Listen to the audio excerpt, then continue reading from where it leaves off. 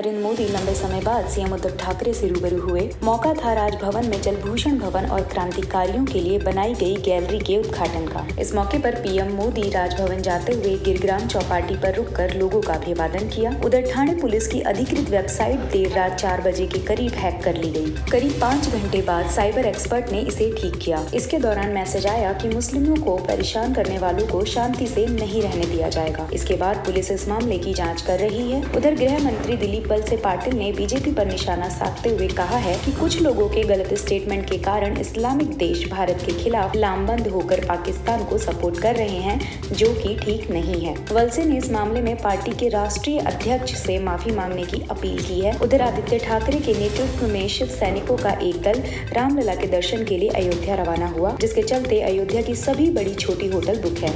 इसके अलावा राज ठाकरे के जन्म दिवस की पूर्व संध्या पर लगे पोस्टरों को अज्ञात व्यक्ति के द्वारा फाड़ दिया गया, जिसकी थाने में शिकायत की गई है।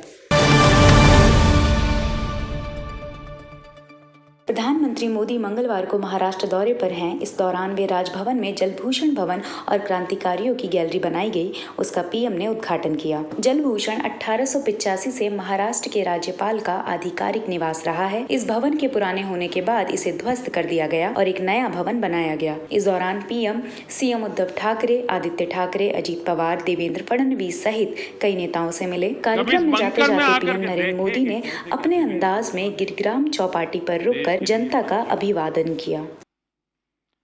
अनगिनत लोगों ने इस आजादी के लिए जंग किया है और ये देश ऐसा है, 1200 साल की गुलामी काल में कोई ऐसा दिन नहीं होगा जब हिंदुस्तान के किसी न किसी कोने में आजादी की अलग न जगी हो जी। 1200 साल तक ये दिमाग, ये मिजाज इस देशवासियों का है। हमें उसे जानना है, पहचानना है और उसको जीने का फिर से एक बार प्रयास करना है, और हम कर सकते हैं साथियों। इसलिए आज का ये अवसर मैं अनेक रूप से महत्वपूर्ण मानता हूं। मैं चाहता हूं कि ये क्षेत्र सच अर्थ में देश की युवा पीढ़ी के प्रेरणा का केंद्र बने। मैं इस प्रयास के लिए सबको बधाई देते हुए, आप सबका धन्यवाद करते हुए मेरी वाणी को विराम देता हूं। महाराष्ट्र के गृह मंत्री दिलीप वलसे का उनकी माने तो वर्तमान में देश में कुछ लोग ऐसे स्टेटमेंट दे रहे हैं जिससे समाज के बीच में एक दूसरे के प्रति दुर्भावना पैदा हो रही है, जिसको लेकर पार्टी प्रमुख को इस मामले में माफी मांगनी चाहिए। वलसे ने कहा कि एक पार्टी के प्रवक्ता पैगंबर को लेकर जिस तरह से बयान दिया, उनके खिलाफ मामला दर्ज किया गया है और इस पर प्रधानमंत्री को निर्णय लेना चाहिए। साथ ही गृह मंत्री ने कहा है कि शुक्रवार की नमाज के बाद किसी तरह से कोई घटना नहीं हो, इसलिए पुलिस को सतर्क किया गया है। ऐसी कोई जानकारी नहीं है, लेकिन कोई भी स्थिति सामने आए तो उसका सामना करने के लिए महाराष्ट्र की पुलिस हमेशा तैयार रहती है और इस बार भी तैयार रहेगी। हमारी कोशिश ये है कि सबको सबसे बात करके ये हमारे राज्य में शांति बनाए रखने की कोशिश पुलिस की तरफ से की जाए। बहुत जगह पर तो हिंसा नहीं हुई, लेकिन जहाँ पे हिंसा हुई होगी वहाँ पे।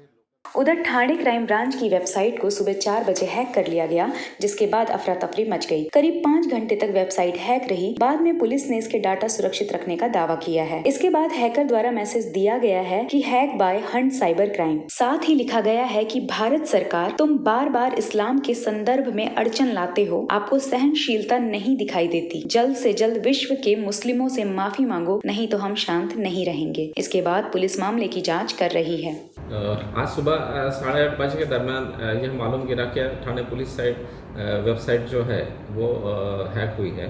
तो उसका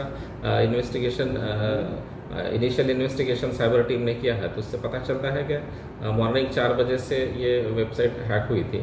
तो 4 से 9:30 बजे तक ये वेबसाइट हैक रही। 9:30 बजे हमारे जो टेक्निकल एक्सपर्ट है उन्होंने पूरा डेटा रिकवर कर लिया है और वह वेबसाइट अभी रिस्टोर हो चुका है।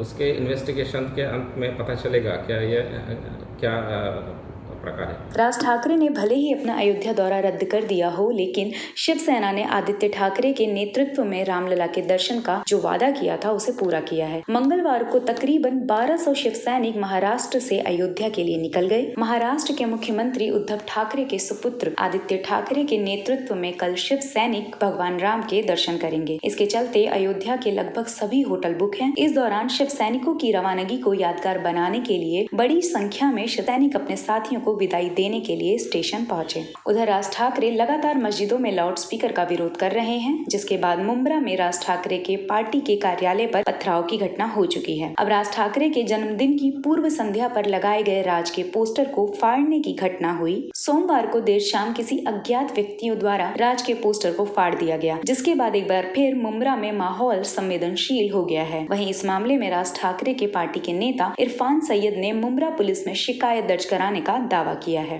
हमारे राज साहब का 14 तारीख को बर्थडे है, तो इसलिए अभी हमने 5-6 बजे करीबन हमने 5-6 बैनर मुंब्रा में लगाए हैं। ये बैनर जो है हमने नूरानी होटल के सामने लगाया था, तो यहाँ के मैं बाहर गया था तो कुछ लोगों ने फ़ोन करके बताया कि मनसे का आपका बैनर फट गया है। बड़ी अफसोस की बात है कि कल हमारे राज साहब का बर्थडे है और किसी ने बैनर फाड़ दिया है। जो ये बैनर फाड़ रही है उनको पकड़ने का काम पुलिस करेगी इंशाल्लाह।